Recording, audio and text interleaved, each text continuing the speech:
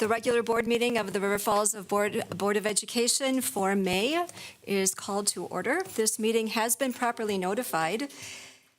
We will begin with the Pledge of Allegiance. I pledge allegiance to the flag of the United States of America and to the republic for which it stands, one nation, under God, indivisible, with liberty and justice for all. Are there any visitors or delegations who would like to address the board this evening? All right, then we are going to move on to informational items, and we have Wildcat Pride Awards. So, Bo, if you would do that for us, please. All right. Looks like we got two of them here today. So Eileen, if you wouldn't mind coming up here to the podium, please. Should we do the microphone? So, there you go. Yeah.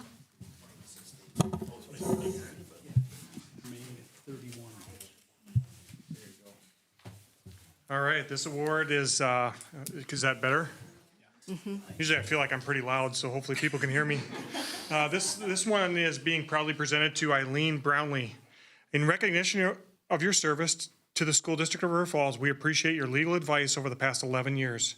Your common sense application of school law and policy matters applied well to our district mission and values. Your responsiveness has been impeccable, and your legal counsel has provided guidance when we needed it most. We have appreciated your advocacy for district legal compliance, which was always balanced with the best interests of the children. Thank you for your service to the district and your character that was embedded within your guidance. You have been a true ambassador of Wildcat Pride. Thank you. Thank you.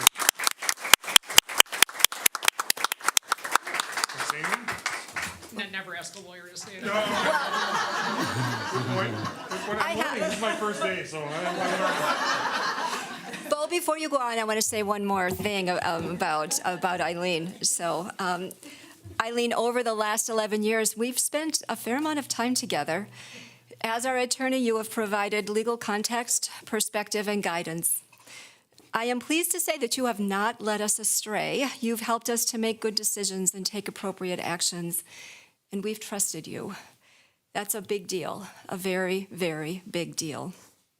You've also been patient with us and our propensity to ask a lot of questions and talk a lot, even when we already know that we will accept the administration's recommendation. But there are two more important things about your service to this district. Number one, you care about students and families and understand life in schools.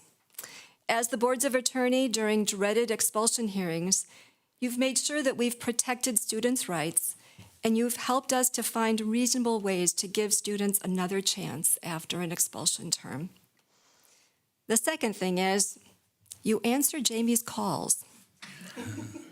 Legal questions seem to crop up when we least expect them, which means we don't have time to carefully schedule times when we need to call you. Jamie's called you at strange hours and you answer the phone. You've been available to us when we need you, so thank you. So thank you for caring for students, being patient with us, answering your phone, and most importantly, being a partner that we can trust. We'll miss you, but happy retirement. So thank you.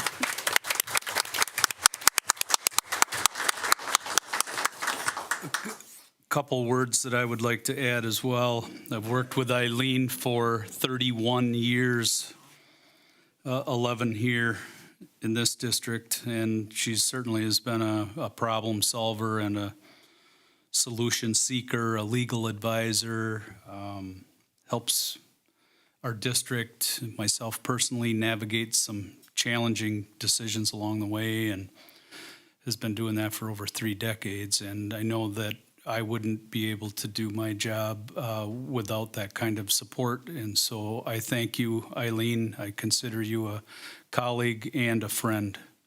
Thank you. All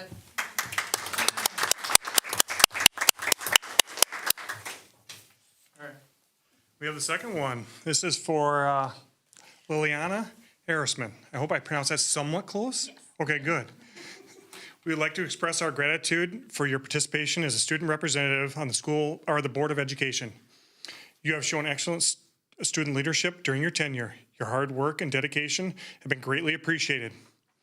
On behalf of the Board of Education and the River Falls School District, we congratulate you on your achievement and wish you all the best in your future endeavors. Liliana, you are a true ambassador of Wildcat Pride. Congratulations and thank you.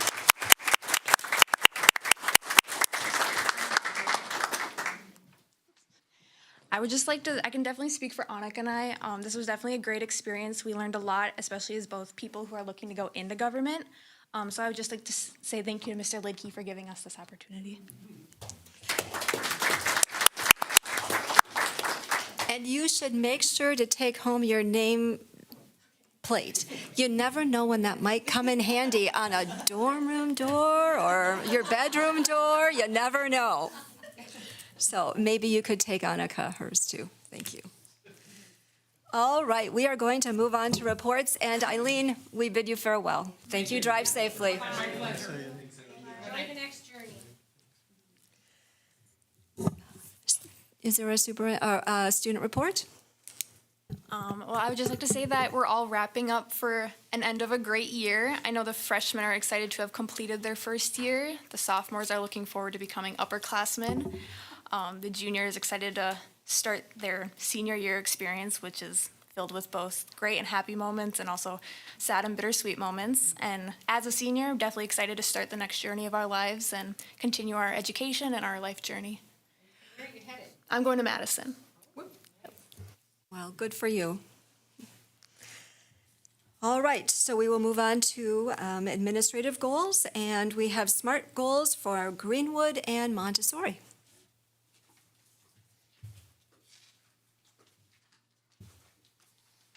Good evening. Kai and I are also excited to become upperclassmen next year. So good evening. Thanks for having me tonight, or us tonight. We're going to just give a little update on our 3 SMART goals. So for Greenwood, our goal number 1 was to decrease the number of students who were at risk for needing intervention. We're just finishing up testing, although our current numbers from grades 2 through 5 are very promising, particularly in grade 4. Grade 4 had a really significant focus on automaticity and math fact fluency. And so we're looking already talking in our teams about how we can replicate that going into next year. So it's definitely that time of year where we're wrapping things up and looking to next year and planning, especially going into year 2 of having a new principal. It's fun to have been here for a year now, so I can start to participate in some of those conversations. Improve staff members' ability to identify and VAB common cultural behaviors by June of 2024. We spent some time on our April in-service day, which was actually a really great time. We had all of our paraprofessionals there as well. So we were able to do some rotations and talk about the various cultural behaviors. Seeing the paraprofessionals and the teachers talk together about these behaviors, because we see these behaviors everywhere, in a classroom, out on the playground, in the lunchroom, and how we talk to students about their behavior and try to bridge them to what our expectations are. And so we had a lot of conversation about expectations and how various students might perceive those expectations, and then how staff can address that. And it was great to see staff from all different generations talking through that. And just for an example, since people actually do watch this. Yeah. Could you tell us what VAB means and then give us an example? Yeah, so VAB means validate, affirm, build, and bridge. So we want to validate and affirm the student's cultural norm, and we want to build and bridge to what is the expected behavior at school. So the maintenance of eye contact. In some cultures, maintaining eye contact while you're talking is actually seen as a sign of disrespect from a child to an adult. So how do we affirm that, validate and affirm that that is maybe how their cultural norm is, but say, but bridge to, we expect you to maintain eye contact in some way, shape, or form while we're talking here at school. So validating and affirming, but bridging to what it is that we expect. So not changing our expectations, but how do we build and get kids there? And not shaming the child. Correct. Validating and affirming. Yep, exactly. And then strengthening our character education programming. All the elementary schools now have access to Character Strong, which is a character curriculum. We've been incorporating them into morning announcements every morning with the use of those resources, which has been really nice to have, so we're not having to make it up as we go. I think we had 17 character council groups this year doing various projects throughout the school. Some of them were community-based. We had Humane Society group who did a drive and brought in a whole bunch of stuff for a Humane Society. We have a teacher who actually volunteers there, so it was a really nice connection. We had a food drive, we had a Change for Change drive, various different projects throughout the school year. So our character council, we're looking at upping that even more next year. What more groups could we have and how do we really align them with each of the character traits? And then part of our monthly assemblies, we recognized students that were demonstrating character traits. So each class had 2 VIPs because our theme was rock and roll. So they got front row seats to our concert every month. And they're just beaming with pride. One of the students came to me, Mrs. Scapel, do you think I'll ever get a VIP pass in September? And he got one last month and he came up to me and I literally started crying. He was just so stinking excited. It was Honesty was our last month's. And he had been working really, really, really hard on that.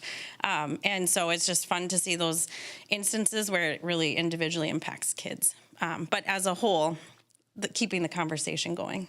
And then continuing into next year with the Character Strong curriculum, we used it during our Pride groups, looking at how do we strengthen it within our everyday instruction.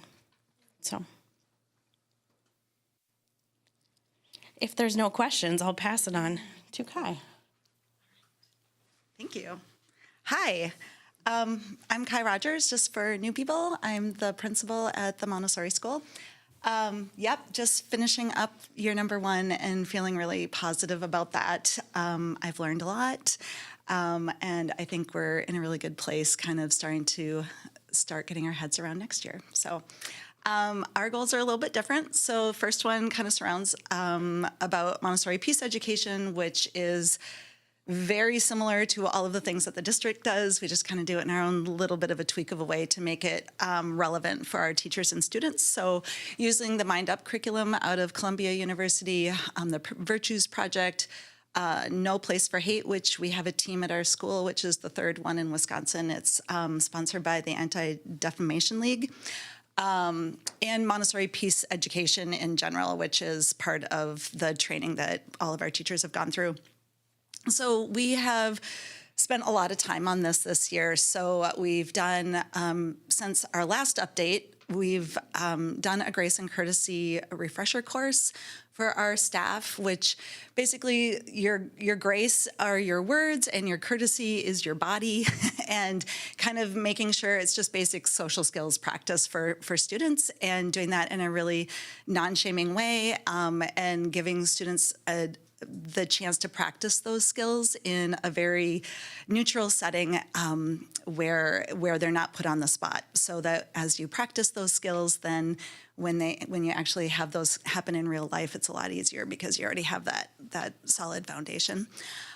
We have a No Place for Hate team that meets 2 times a month. They're students. It's very student-led. We don't, Miss Karen Swanson and I run it, and the kids really tell us what direction we're going to go. So they have done a monthly assembly, and they have researched and highlighted a peacemaker in the world. So the last one was in April, and they highlighted Greta Thunberg, for Earth Day.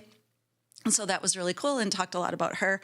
They've done Maria Montessori, they've done Martin Luther King, they've done Harriet Tubman, they've got many more that they want to do next year. So that's been a real positive. They also do lots of acts of kindness. So they wrote a sticky note affirmation for every person and staff member in the school and hung them on all the doors one morning. They've done a bunch of things where they greet children, they say goodbye to them at the end of the day, and make those relationships.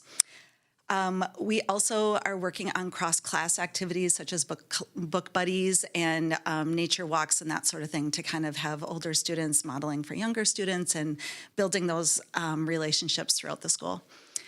You know, that the results are just higher engagement of students. So, for example, our No Place for Hate team found out about the Peace Poll project, which is 250,000 peace polls around the whole entire world on all 7 continents. And they partnered with PTO to do a fundraiser, and they made little No Place for Hate buttons, and they raised enough money for us to purchase a peace pole, and we'll have it commissioned next year on International Day of Peace. So they're very proud of that. We'll be the 4th peace pole in Wisconsin. So, and we get to be on a virtual map for that. So they're very excited. Students are kind of coming out of the woodwork with lots of ideas about student-led clubs. So, you know, trying to work with them to develop kind of proposals and finding their adult and that sort of thing and helping them through those processes. And also just more participation during our assemblies. Children are asking to, hey, can I tell a joke? Can I do a poem? Can I do this? And everybody wants to be involved, which just tells me that there is just a real level of comfort there. Our second one is reading growth, and that we would see a 3% increase from fall to spring using the FastBridge reading assessment. This one's slow for us. And, you know, I think as these goals are made before I really knew my students or my staff, and we've really spent a lot of this year figuring out our special education and our Tier 3 title program, and just how to do early identification or identification of all. So, you know, we did an ELA refresher in service, which was just the tip of the iceberg. We have been, you know, using our PLC time, you know, dedicated to really looking at our reading, writing, and public speaking end of our curriculum. Also aligning that and making sure that it really hits everything in Act 20 in the science of reading, which it does. So we're feeling good. And just trying to continue to identify and refer students and giving teachers kind of that that understanding of that process. And special ed is so new at our school still. So this year alone, we've had 14 students that were evaluated for special education, and all of them have qualified, which just tells you that there's a real need for some extra support for our students. And we're not done yet. We already have started our list for next year. And we're feeling really good about that, because then these students will get the support that they need. One example is we have a guy that's been really frustrated with his reading ability, and he's a really smart guy. And he finally qualified, and he got his supports put in place. So for his last FastBridge test with his supports, he scored a 71 percentile, whereas before he was 8th. And so it just really goes to show that, you know, if you put the right supports in for students, that it really can make a difference in their achievement. So pretty proud of that. And also we've started to kind of identify our missing ELA Montessori materials to make sure that we have everything in every classroom to meet the needs of the science of reading. Working with Nate to kind of make sure that we're getting as much as we can possibly order this year, and then, you know, probably finishing that out in the years to come or through my budget. And our last goal is to really align the state standards to our Montessori curriculum. We've worked really hard on this. A lot of it has come from the National Center for Montessori in the Public Sector, which is an organization nationally that supports the 500 Montessori public schools that there are in the United States. So a lot of that work has already been done. We have been really working on the in-service training to kind of help that process along, to make sure that the pacing that we do aligns to standards. And so that's kind of the work that we've really been focusing on this year. And also just developing that language scope and sequence to make sure that it's all aligned. And really the results have been that we just need that broad school record keeping system. And so looking into our options for those for next year. I think that's all I've got. All right, no questions. Thank you. Congratulations on your first year. Yes, thank you. I actually, before we move on, if we could, I just had a general question. I think, if I remember correctly, this is the first year that we've done SMART goals as an admin team, is that right? So I'm just curious, now that we're reaching the end of the school year and we're looking towards the next school year, from a process standpoint, do you intend to continue with these SMART goals? And I'm just curious what the process is as the admin team meets and starts planning for their goals next year. Well, part of the board retreat. Yeah, we're going to address a lot of that at the board retreat. The admin team has already started to go through the process of looking at the strategic plan, using data points to identify which are our highest priorities and what data supports why that's the highest priority. And we will share a lot of that analysis with the board at the board retreat in June, and moving towards kind of a process that's similar to this. But maybe has a little bit of different feel on it, where we're really focusing on what is most wildly important and having kind of a consistent set of data that we look at for each of the goals that we've identified as wildly important, and then talking a lot about what the team has been talking about over this year, which are kind of those leverage points or those lead measures to impact the data or to influence the data.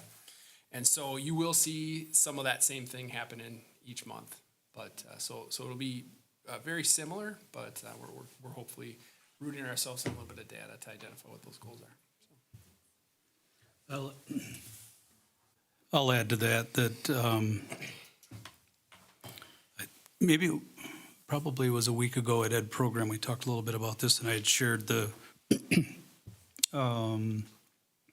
pride, I guess, that I'll use that word to say pride in the administrative team and the direction that, kind of to your question, where things are headed. I'll just add to David, the administrative team has developed HQTL. You're going to hear that acronym some more, High Quality Teaching and Learning.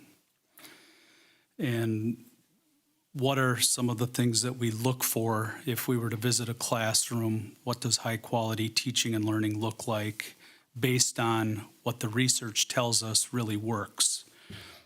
And the pride there, I think, comes from the fact the homework that was done to research those best practices. It's certainly not something new to the district, but the laser-like focus that's going to be applied to that in the coming year. And when you combine that then with the new curriculum review cycle that was put into place mainly this year, and progress that is unfolding within that, and you take those two things to have a guaranteed viable curriculum that's an agreed upon curriculum, what we're going to teach, and then that high quality teaching learning on the how we're going to teach are two really critically important pieces that the district's headed in the right direction with that due to the strength of our administrative team and Nate's leadership and Dave's leadership, and where things are headed are in a very good place. Anything else? All right, we'll move on to the superintendent's report.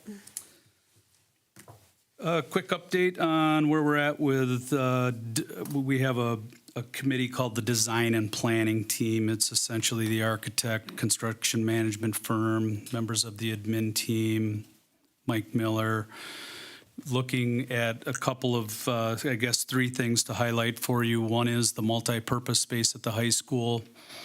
After holding a couple of different sessions with a couple of different meetings with our user groups that will be the primary users of the multi-purpose space added on to the high school, there's consensus that the facility itself will remain within the square footage of what was described to the public, but it's going to be two-story instead of a single-floor unit, and there was some debate around what would bring the greatest advantages, single-floor, two-story.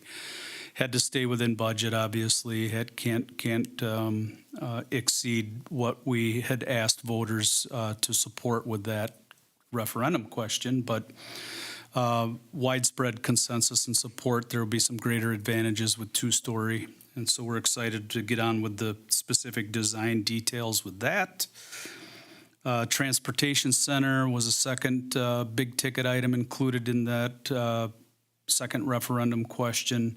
Again, working on design details, basically meeting with the users, buildings and grounds folks, maintenance, Todd Burnap, Supervisor, Transportation Center, developing the vision around what do we want the inside of that building to look like? What entry points will there be for buses coming into the maintenance bay, approaching from different angles? So working through some of those details on the design-specific details is fun and exciting work. Lots of debate that goes into all of those details, but it's good work. And then Lynette, later on our agenda tonight, will give the board a more comprehensive update on where we're at with our issuance of the bond that was supported in that $28 million facility referendum. But I don't need to get any more detail on that. Lynette is going to cover that in great detail tonight with a couple of action items that the board will be asked to approve. Okay, thank you. We will move on to action items, and the first one is that we have meeting minutes from the April 15th regular Board of Education meeting. We have minutes from the April 22nd Board of Education reorganizational meeting. We also have bills that have been submitted for payment, as well as recommendations regarding employment. So at this point, is there a motion to approve minutes, bills, and employment as presented? So moved. Thank you, Lindsay. Is there a second?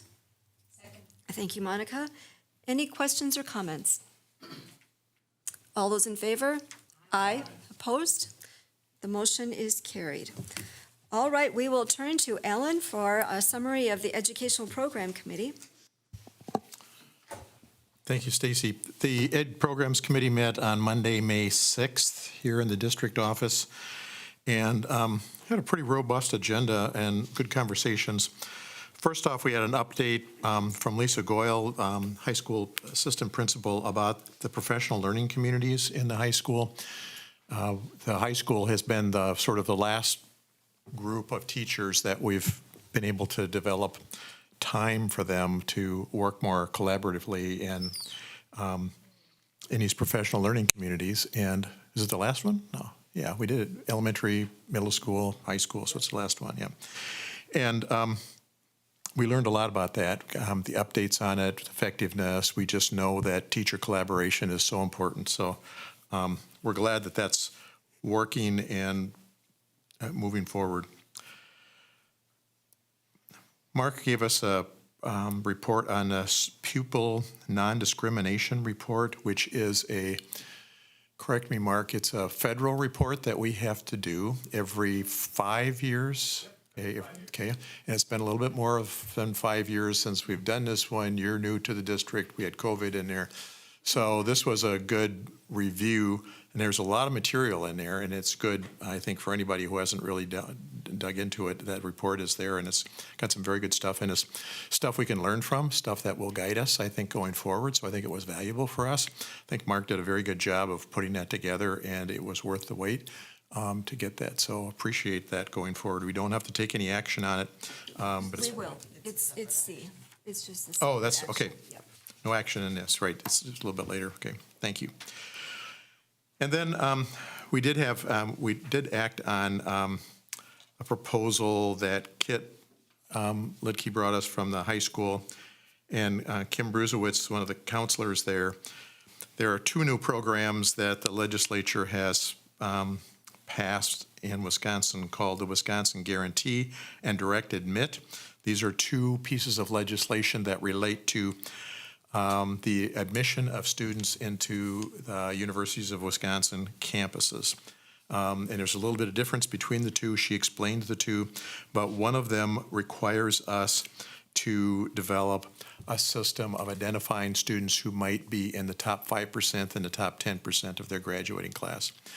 We had a lot of conversation and a lot of engagement in this school district and the community a few years ago when we moved from a class ranking system to a non-class ranking system. So we were very interested in how we negotiate this and put out a policy that will allow us to identify these students without going back into all of the challenges and problems we had when every student was ranked by number in a class and all that. So it was very good, and we had a good conversation about it. And I thought Kim especially did a very good job of explaining that to us. So at this point, we should take action on this one, right? Okay. Yes. This is the Act 95 direct admit policy as presented to the board. Yeah. So are you making the motion to approve the first reading? Yes, I'll make the motion to approve the first reading. It is School Board Policy 34511. We will talk about it, Allison. Thank you, Ellen. Is there a second first? Okay, thanks, Allison. And now we can have discussion. Do you have questions? I wasn't at the meeting, I'm sorry to miss it, but I'm just thinking that this is something the public would be very interested in, to maybe recap, how does this work? You know, so how we're gonna rank the students and then a certain, what's the level up? I could go through it, but Kit, maybe you can give us the elevator speech on this one. Nate Or Nate. can, Nate, Okay. What's the, we'll let him start and you can fill in, Kit. All right, all right. Yeah, so we previously did have a class rank policy, but it was taken off the books when we got rid of class rank at the high school. And now that we have these two programs in the state, we have to have a policy to identify students in the top 5 and 10%. So the Wisconsin Guarantee is essentially says that students are in the top 5 or 10% are guaranteed a spot in select colleges in the state of Wisconsin based on the percentile that they're willing to accept. And those kids still have to apply. The direct admit, which is very similar to that, basically says that kids that are in the top 5 and 10% are automatically admitted. So if they are part of the program, which the kids have to sign up to participate in after the school has signed up, which we have, and the kids and parents have been educated as to what the steps are, then those state schools have access to the class rank at our high school. And if they fit the criteria for the school, they'll get a notice that says, Allison, you're in. You don't have to apply or do anything. The guarantee, you do have to apply to get into those schools, but it guarantees you a spot if you choose to. And that this policy is Correct. We need the policy because we weren't previously reporting class rank, and we needed to be able to have a mechanism to do that. And so that's why we're using, this policy is before us. so we haven't, we've developed a policy of identifying the top 5% and 10% for the purposes of this process. We haven't redeveloped a class rank process that every student will be ranked again. It's a process that those students who are top 5% and top 10% who need to know that to take advantage of this, this policy now will amend what we've been doing so that those students can do that. We'll be able to Simply know. for Act 95. Right. Simply for Act 95, yep. So then the second paragraph here, homeschool student eligibility, it says you have to have attended the public school for 6 terms. How many terms in a year? I should know this, but I haven't had a high school kid for a long time. 2? Right? Oh, four. So you have to have been in the high school for a year and a half before the end of your junior year in order to be eligible for us to say we have enough information on you, basically, to have That's- the grade point? That's correct. Okay. Okay, that makes sense. All right, thanks. Are there any other questions or comments regarding this new policy? All those in favor? Aye. Aye. Opposed? The motion is carried. And now we have, do you want to? There's a couple other, we talked about student publications and productions, but we're going to take that up again, right? We discussed it, asked that it come in front of the full board, so that's listed a little bit later on an agenda item. Nate gave us an update about summer school. Summer school is being hosted by Rocky Branch. And Ashley this is her debut year as a summer school director. And all things considered, summer school is going good. We seem to have a decent enrollment in summer school. It'll be 4 weeks in June. Okay. And into July. Okay. And I don't know, no action on that. Any questions or anything? All right, and then we adjourned. So I think that's all we covered in the meeting, so Thanks for being It patient. recaps so shortly, even though it was Yes, a long right. meeting. I don't know. And so now we do have this, the self-evaluation for the student non-discrimination report. And Mark, would you give the recap on that, please? Well, I promise I won't go 45 minutes like I did last time. All right. So yeah, it's a little difficult to take something that involved probably many hours of meetings and 26-page report, dilute it to 45 minutes for last time, and then further dilute it to another 3 to 5. But as Alan mentioned, this is something that we're required to do every 5 years. Essentially what we do is we collect and review data on a variety of different things. And the purpose what we're looking for is really to look at the student experience from a variety of different groups and see if there's any differences in that student experience based on, if they're a student of color, based on their gender, if they're a student with a disability. And so we went through and we looked at a lot of different data. We identified a number of areas that I think we want to do some further exploration on. But just to recap a couple of highlights and then maybe some things to look into some more. One thing that we spent a lot of time talking on was our dual enrollment programs, programs at the high school that students can take for college credit. And we looked at kind of our students with disabilities, our students of color, looking at gender, and really there's no difference as far as the participation rate in those particular classes, which was really a nice thing to see.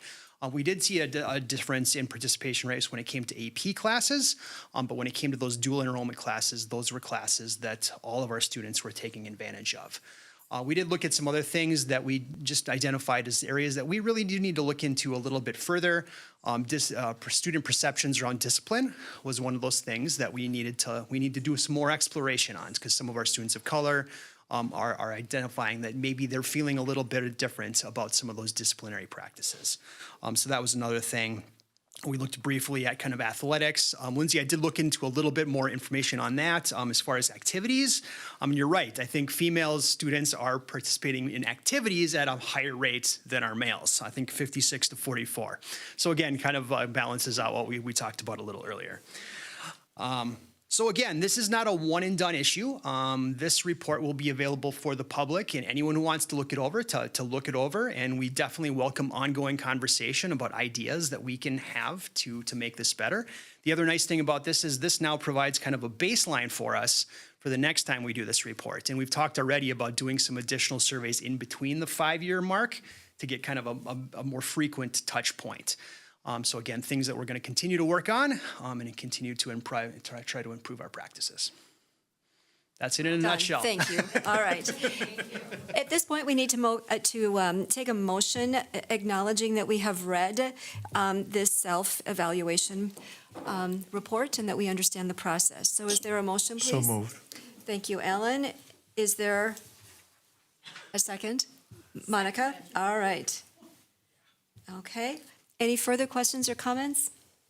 Can I just make Yes, one please do. comment? There was something was said earlier, and I just want to make sure that the public understands that a lot of these accountability measures from the state happen every 5 years, but were put on hold by the state because of COVID. It wasn't anything that was happening within the district ourselves here to slow us down or put us behind. So we're on track. We've been compliant with all of those different reports. Thank you for clarifying that. That's important to keep track of. Anything else?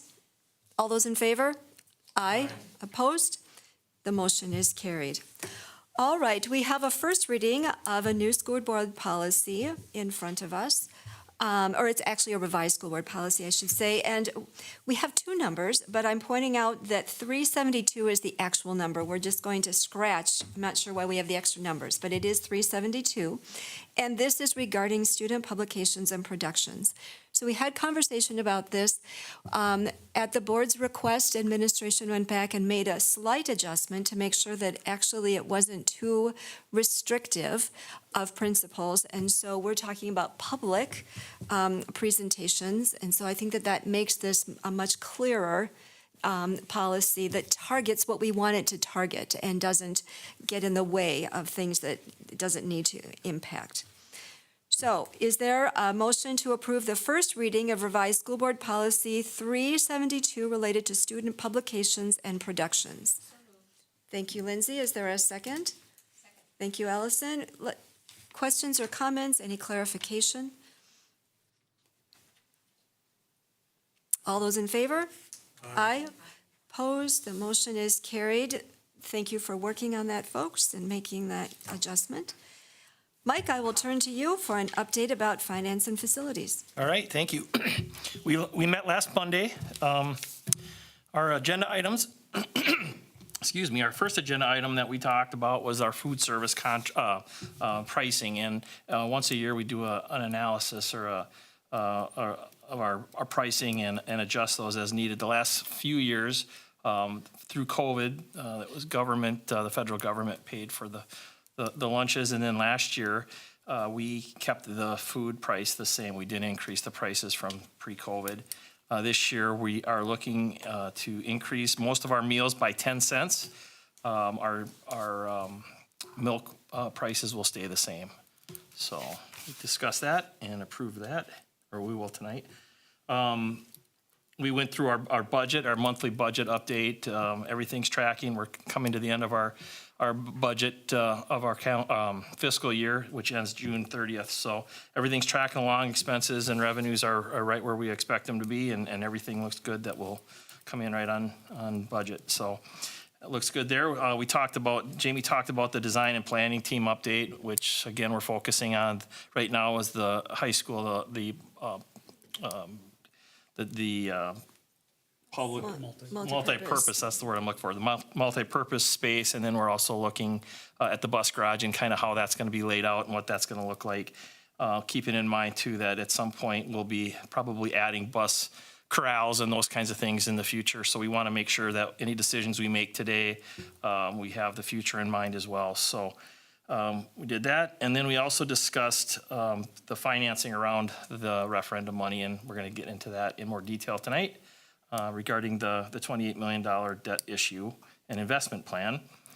We also talked then about the property. So we have that house that we bought at the bus garage space that we just closed on this last month, and so we've come up with an ad. We're trying to sell the building and see if someone might be interested in buying the house itself and then moving it. So we have developed a plan for that and a kind of a marketing campaign, online campaign that we will try to see if we can come up with that. That'll save the district money by not having to get rid of the building, and hopefully somebody can utilize it and use it as a home.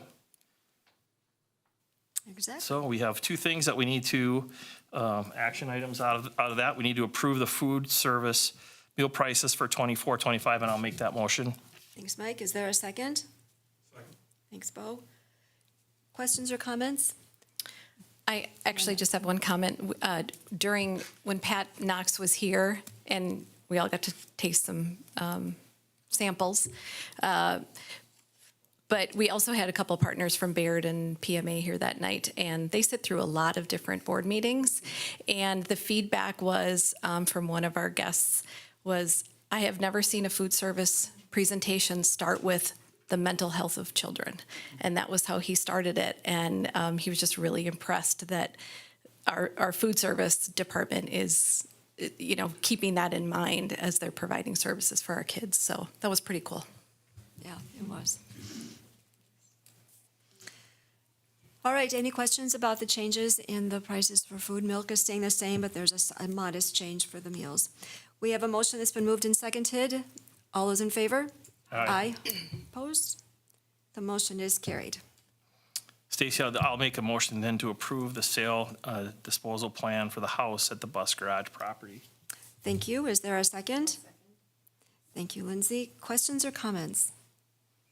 Be really great if somebody wanted to have this house. Please. Please, please, please. Yes. Yes.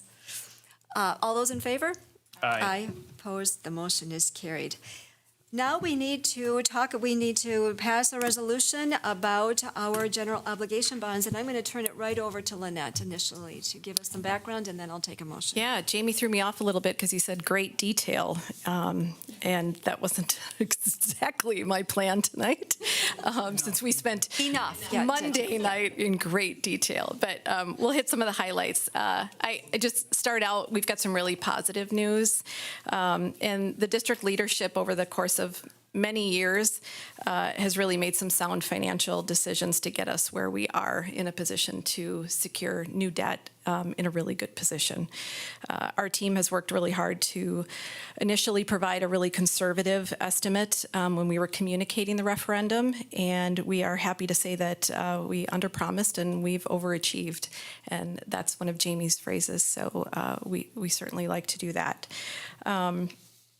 So we did go through all of this in great depth last week, so I'm going to hit on some of the highlights. Our presentation here from Baird, if you want to scroll to the next slide, we really just reviewed an interest rate update. We had the discussion, I'll let you catch up. Discussion of the referendum financing plan, and then we reviewed a board action timeline. So on the next slide, just a quick update. I know that for some people it might feel like we are in a position where rates aren't as favorable as they could be, and that's because a lot of us are looking back at the last few years when rates were really, really low. But if we, next slide, great.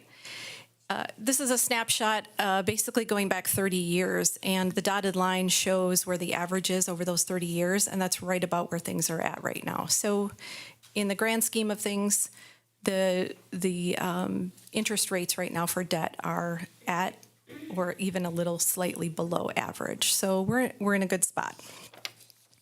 The next page shows where indicates that we're actually in sort of a unique situation. So since 91, there have been 5 periods where rates have been in, we've been in an inverted market. So basically what that means is short-term rates are higher than long-term rates. And as you can see down below, that inversion period right now has been for about 17 months. Probably getting to the end of that, so I think we're in a really good spot to take advantage of before perhaps tables turn. So the shades in red are the areas where those inversions have happened since 1991.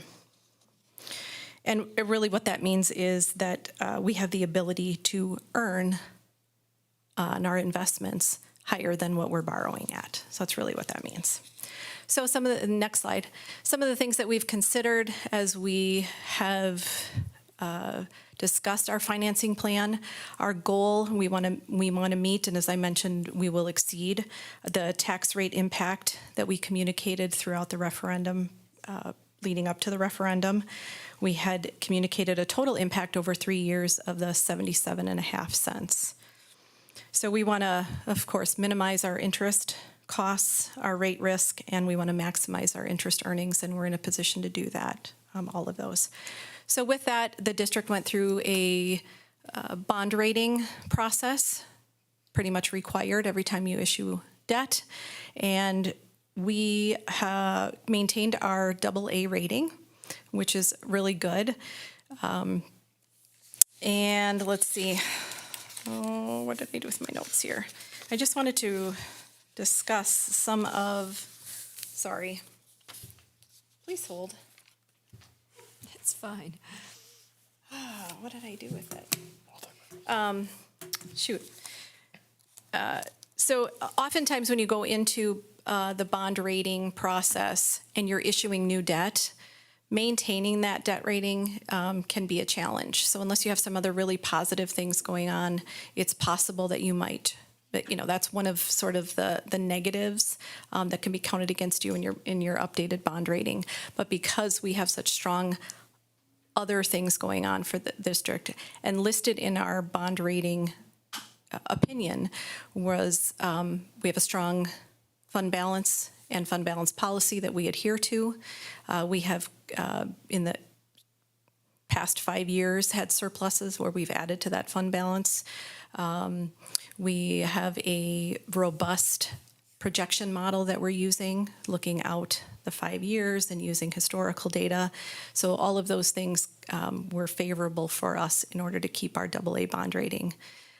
There's 2 bond rating agencies, and we use S&P. So if you look at that scale and AA, it's like, well, and some of us that are very competitive here at the table are like, how do we get to a AA plus or a AAA? And what was mentioned is there's really only 10 to 12 districts in the state of Wisconsin that are above the AA. So it is challenging to get there. So I would say we're in a really good spot. And that's out of 421 school districts. We'll just That's out say of that again. 420. Okay. Yes. And for the it's benefit of the with general revenue, public, yeah. the big deal about this is that it makes our bonds more viable. People want to buy our bonds because we're rated better. It's a better investment. So it's a very Exactly. good thing for us. It is, and we certainly want to keep those things that are listed in our bond rating opinion in mind because we want to make sure we maintain those in the future. So And the characteristics of a district that is able to progress beyond AA, those are not things that we have in our control to manipulate, is what Baird exactly, was many of explaining to those us. things are out of control, out of our control, right? Yep, economy in the area, which is still favorable here and the growth.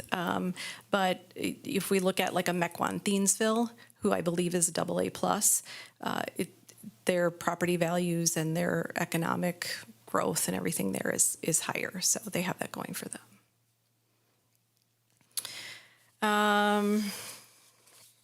So when we talk about our repayment structure, we're looking at a 20-year repayment.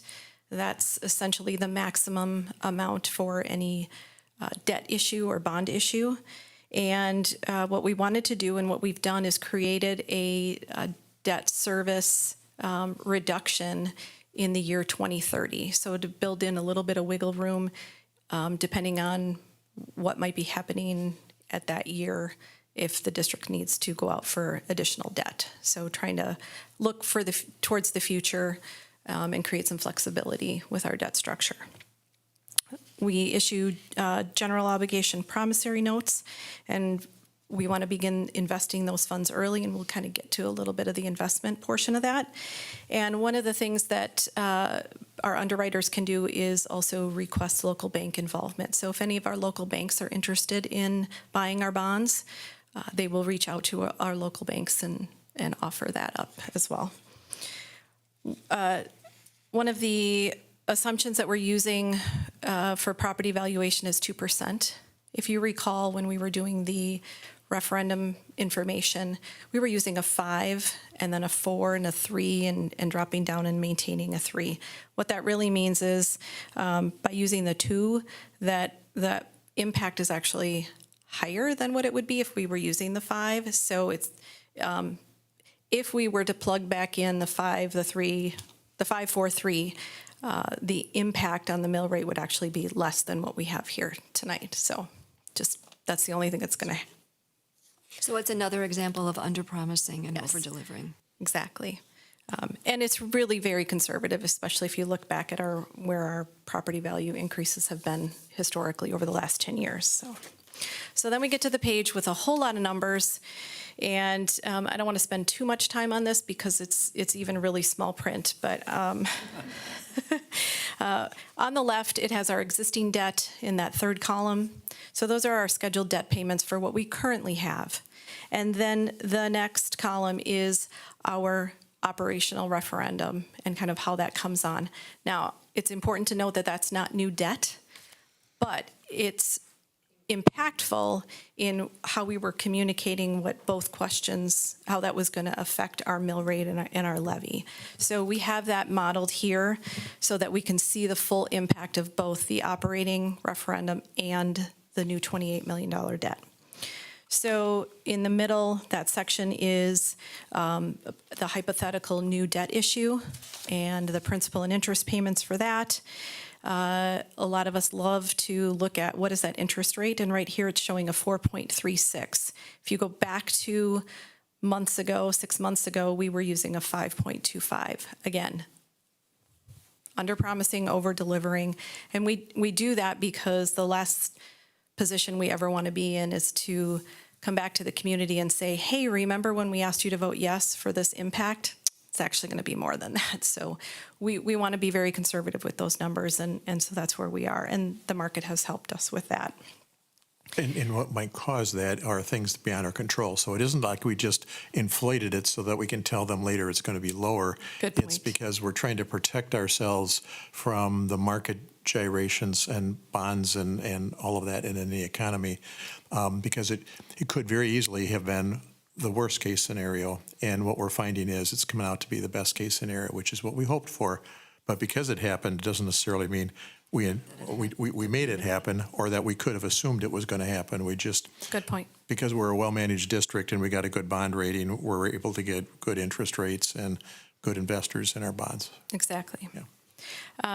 And what's happening today is actually some pre-marketing of our debt. So there's some conversations happening right now to see where the market is, because what we'd like to do is 8:30 tomorrow morning, start selling these. So when I spoke with our underwriter later this afternoon, rates are slightly below where this 4.36 is. So we should be in really good shape.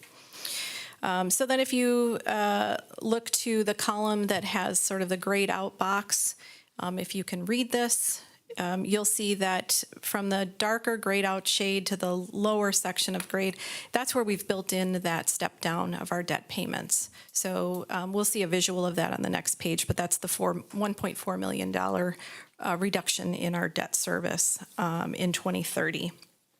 And then if you go all the way to the right, you'll see what the impact is. So if you go to the top, it's right now the combined mill rate is the $2.01. And then when we add both the operating and the new debt structure in here, we go up to $2.52. So we've got a 51-cent mill rate impact modeled here, and that's below all three of the years that we had communicated with the referendum at I think it was 63, 69 cents, and then 77. So again, just highlighting where we're at. So then the next page is a visual of that. So you can see the black and the blue are the actual debt. So existing debt and new debt. And then what we've modeled here, what we're showing is also how the operational fits into there. Again, that's not debt, but it is part of the whole conversation as to the impact of both of our referendums passing. And then the final page is just the timeline. So tonight is when the district, we're asking the board to adopt the parameters resolution, and really what that does is provides the authority to the district administrator and the director of finance to continue the process with the underwriters and the purchasing of the bonds within the parameters of percentage rates and the other things that we've discussed. So that is what we're asking for approval for tonight. I'll make Thank that you. motion. All right, Allison's made the motion. Is there a second? I'll second. Okay, thanks, Mike. Questions of Lynette? I missed that meeting, but I followed the conversation tonight. We've been through this before, and I was reading through the material. I just think it seemed to be very thorough. What you've done before makes sense. I would look to Mike, he and I have been through this a number of times, and you've been through this before. You're comfortable with all this, Mike? Absolutely. Okay, all right. It's a fascinating time. First of all, when we were developing the budget numbers, I think if you look back, October-ish was about the high peak for the interest rates. So we've been lucky to see that they've gone down. But this inverted cycle that we're in, for us to be able to invest the proceeds and make more on the interest than we are paying out is unusual. But it is limited. I think we said we had to spend down within 2 years. Districts aren't in the business of making money on money, so we have to buy that. We have to pay that out within 2 years, else we won't be able to reap all of the benefits of that income that we're making on our investments. And just to add to that, so when the bond is issued, we basically receive the 28 million, put that in the bank. No construction has started. And when construction begins, then the district releases portions of that 28 million until it is all spent after all construction is done. And it's in that absence of the bond being issued, but no construction being done quite yet, has to be done within 2 years, is what we're referring to when we are talking about our ability to make some money on the money within limits. There's laws, as Mike said, that districts are not in the business typically of doing that. The inverted chart that Lynette had shared illustrates that this is a strange and unusual time where those short-term interest payments that we will receive from the money that sits in the bank until the construction is done is what we're talking about, where that money comes from until it is paid out in installments upon completion of different parts of the construction project. And Yeah, and those earnings are used on the projects, on the referendum. We can't, Yes, we're not reinvested into the project. Right, it's not going It's not towards operating, no, Mm-mm, right. No. And I just want to go back to what Alan mentioned. So even had rates not gone down from what we were communicating, we would have been able to meet our the expectations that we put out there. What this has allowed us to do is really push, and if you look at all those numbers on that page with all the numbers, you'll really see that we're really pushing to pay down this new debt much faster, and that's allowed us to create that other flexibility in years to come. Yeah. And by paying it down faster, we're saving a lot of money in interest, So it's a good decision for now, but it's also setting up future boards to be able to have good potential options financially too. Correct. So, which is what previous boards did for us. Correct. And we don't know yet what the interest rate will be on these bonds until we've sold them, obviously. But if the interest rate is lower than what we had budgeted for, that money, I think the last one, that happened, and it was a difference of like $1 million. But that money doesn't go to the project. That's just $1 million less that the taxpayers have to pay. Yes, we can structure it that way as well. Right. Okay. Bear did a nice job explaining all this to us too. We had a really good presentation. So you've done a nice recap and going through it, but we spent a lot of time digging down and asking many questions, so that was good. Anything else? All right, we have a motion that's been moved and seconded. All those in favor? Aye. Opposed?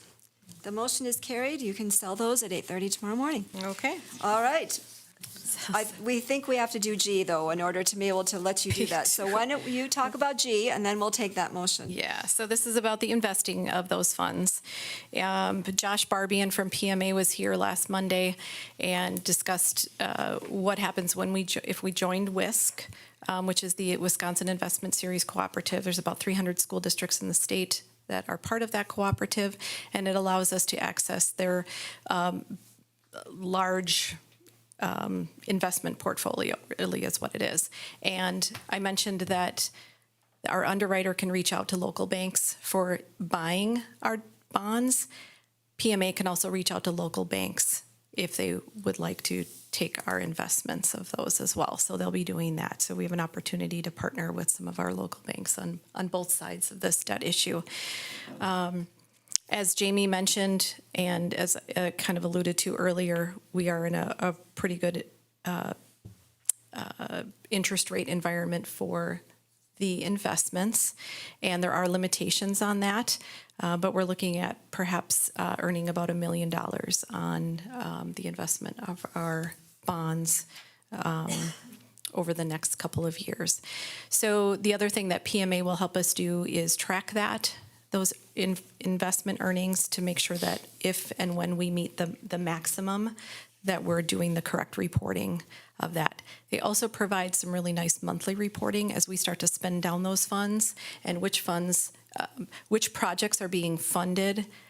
We can have monthly reports that show, we've paid 10% on the transportation center and by this time. And so they track that spend down as well. So they provide a good opportunity for us. And we should point out that there's no fee to us to join WISC. So for taxpayers, they should know that. There's no fee.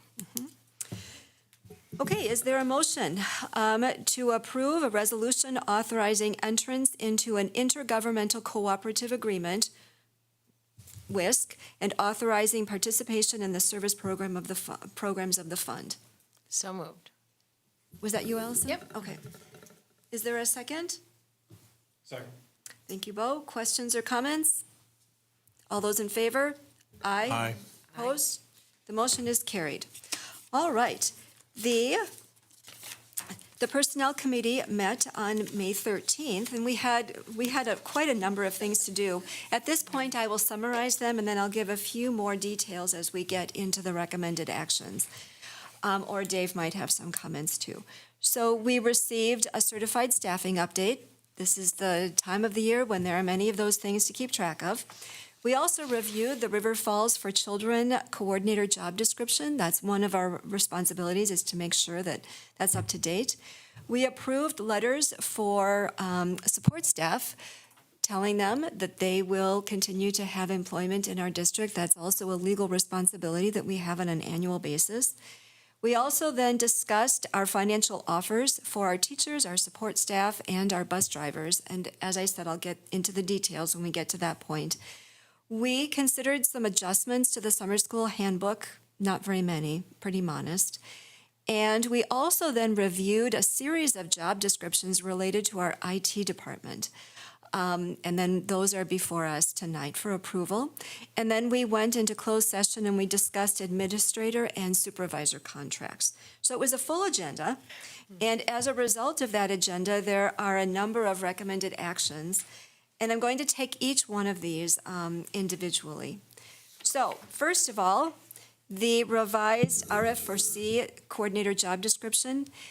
The changes on here are to make sure that what is happening in practice is reflected in the job description. So pretty modest changes. So at this point, is there a motion to approve the revised RF4C coordinator job description? So moved. Thank you, Lindsay. Is there a second? Second. Thank you, Allison. Questions or comments? All those in favor? Aye. Opposed? Motion is carried. We also, the committee recommends that the board approve sending letters of intent to all support staff positions. As I said, we need to do that annually. This is nothing new. We do make sure that they are, it's a personalized letter. It's not only the legal jargon that we need to tell them. So I will make that motion to approve sending the letters of intent. Is there a second? Second. Thank you, Monica. Questions or comments? All those in favor? Aye. Aye. Opposed? The motion is carried.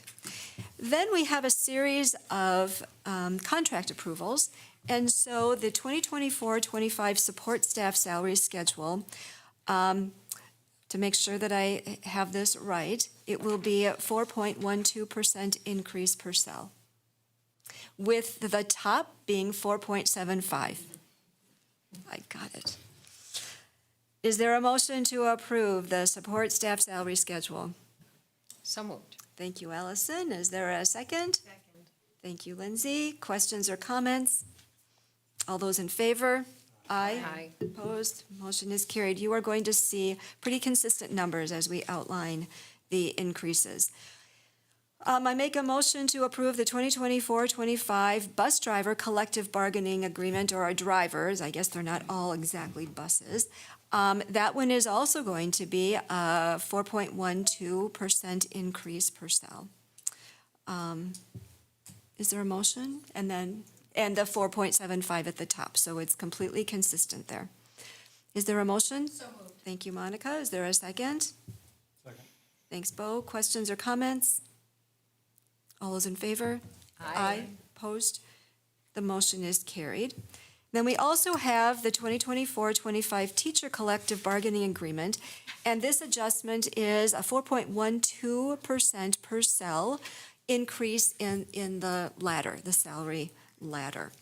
Is there a motion to make? So moved. Thank you, Ellen. Is there a second? Second. Thank you, Allison. Questions or comments? Before we vote on this, I will just say that our negotiations went very nicely this year. It was easy. I think our groups were pleased with the offers that they received.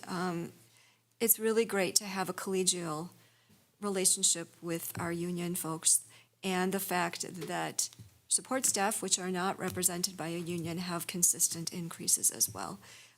Much of that credit goes to Dave. Do you want to say something?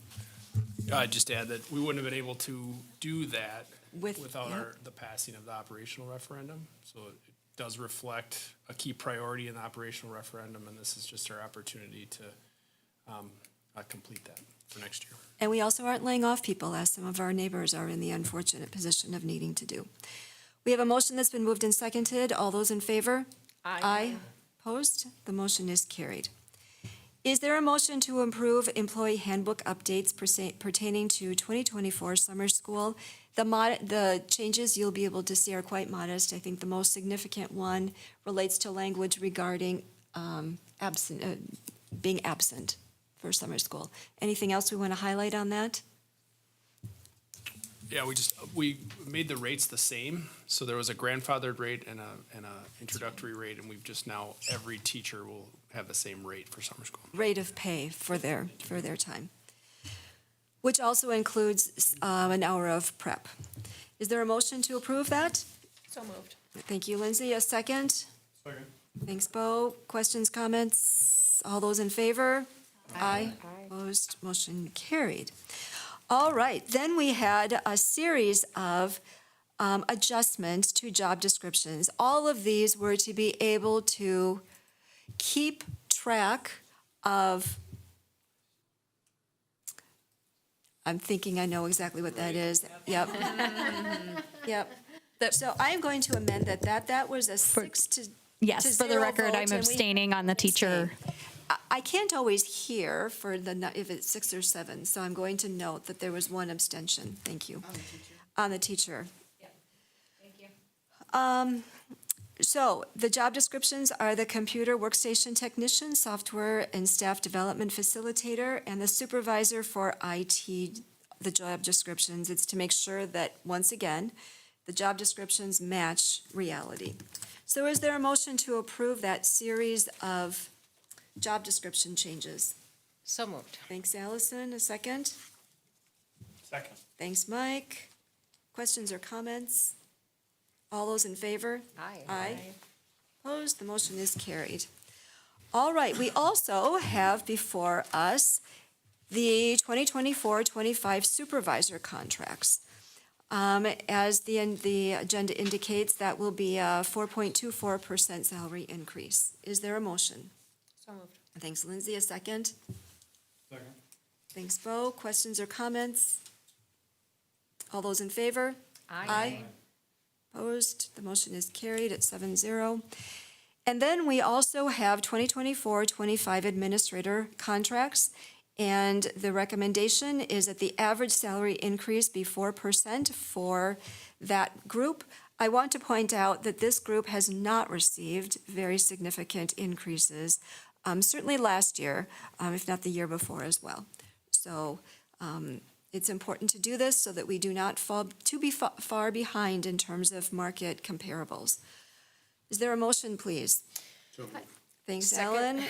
And Allison, you get the second. Questions or comments? All those in favor?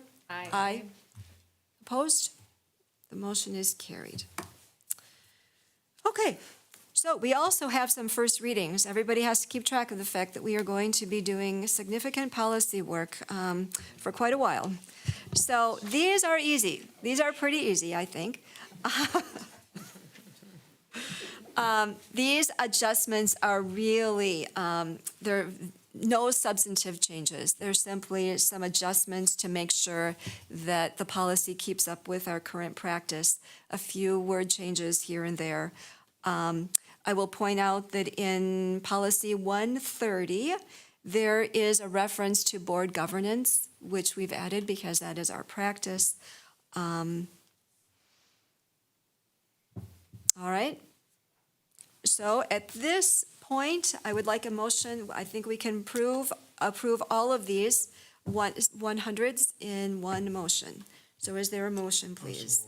Thanks, Alice. Ellen, is there a second? Second. Thanks, Lindsay. I have Any questions or comments? Yep. I have a comment on this. It's interesting because tomorrow I'm on a WASB conference call, and WASB is developing a mission, vision, and values document, and they wanted everybody to draft a rough draft. Those of us on the subcommittee, then we're going to kind of go through everybody's ideas. And I called this up last week, and I had that sit next to me, and the timing was great, and I thought, what better way to model the WASB one is to model some stuff that we're doing. But anyway, it tied together nicely. This is the time of year to be doing this too, so.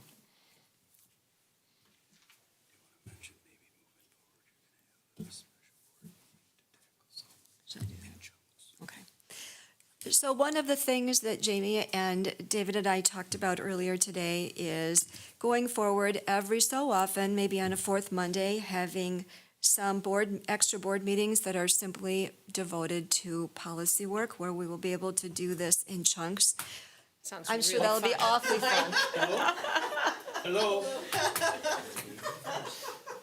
That'll be starting in July. After Jamie's gone. I will bring you cookies, Mike, all right? Okay. But the thing is, if we do that, it might be a really efficient way of getting a lot done so that our other meetings aren't dragged out by policy. I think it's a great idea. Okay. And it also, might spark more conversation about the specifics of the policies. Yeah. Because they're And- important, it's important. And we will try to chunk them into batches that make sense, so that if there are overlapping issues, that we're considering them all at the same time. And we won't overdo it. Yeah, It's just- just to make it easier for us. Add that the committee, that's another key part for the committee work, so personnel will look at 500s and ed programming will look at 300, 400, and you will take 700, 800, Yeah. all those fun ones. 7, 6. So there might only have to be a fourth Monday for like 100s and 200s or those types of things. Yeah, and then do we assume, I assume, David, that like at our homes, we get the mailings from WASB about policies, various policies. It's great information.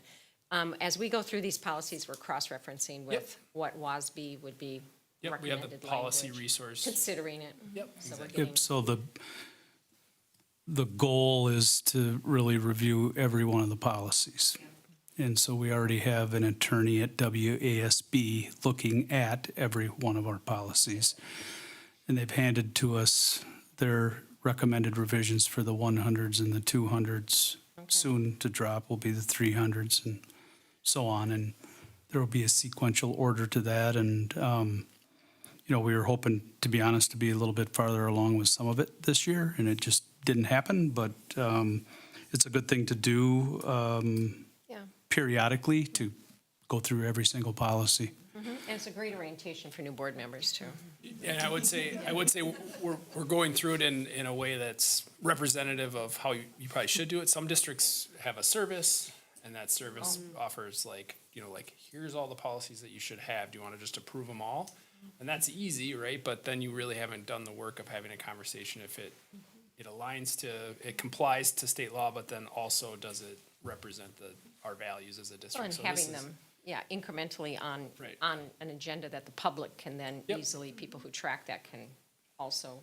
Right, so it's a little messier, but I think represents best practice. But we will keep track of how long other agendas are when we decide exactly how many to put on there, and if we've had other meetings on Mondays and so forth, so keep track of that. So, yep, I know.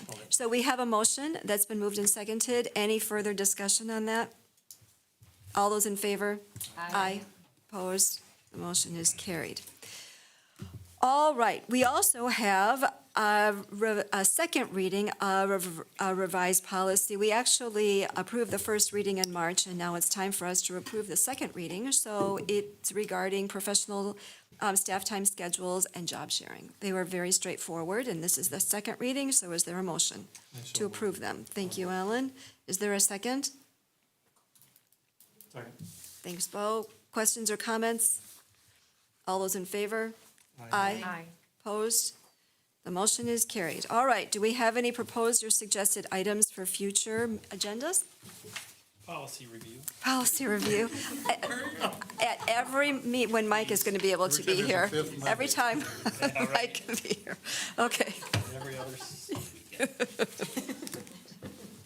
All right, we are going to set the next meetings, and there will be a Board of Education retreat on Monday, June 3rd at 3 o'clock, everybody. Remember, dinner is included, so come for that. We are going to have a very tight schedule, and I have been charged with keeping us on track, so I'm going to do that. And it's here. And it's here, yeah. The Educational Program Committee will meet Monday, June 10th at 6. Finance and Facilities will meet Monday, June 17th at 6.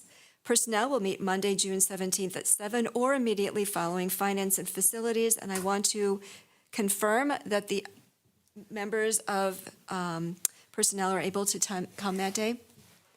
So who's on that? I have to remember. Allison, you're on that, and Alan, you're available that day, right? The 17th. Because I will not be, so you're going to have to be the quorum. All right, good. The next regular board meeting will be Monday, June 24th at 6 o'clock. Prior to that, there will be a celebration for our retiring superintendent at Juniors, so you should all make sure to have that on your calendar to come. We are going to, well, we're going to wish him well. It's What going to day are be you talking sad. about? It's going to be sad. It's not, and there will be no policies connected to that, no policy, so Mike can come. Luckily, we do not have need for a closed session, so I am surprising you that we are able to adjourn right now. So adjourned. When Good is the night, party? everybody.